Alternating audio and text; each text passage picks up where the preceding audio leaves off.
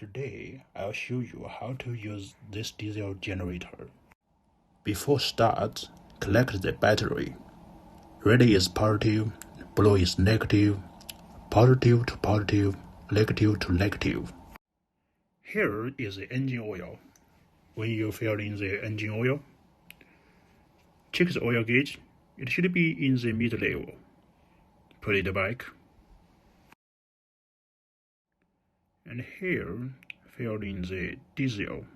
You can check diesel in the meter. Close the door. Now start the generator. Turn the key to restart. It starts. Turn the key to off. It stops. This is the single phase type, so you can see here's two sockets. We will equip the 2 units of this type safety socket. Connect your wire to lead wire. These 2 copper pin, and this one is neutral wire. Insert the socket and screw. Now it's safety, you can drop it. 一键启动，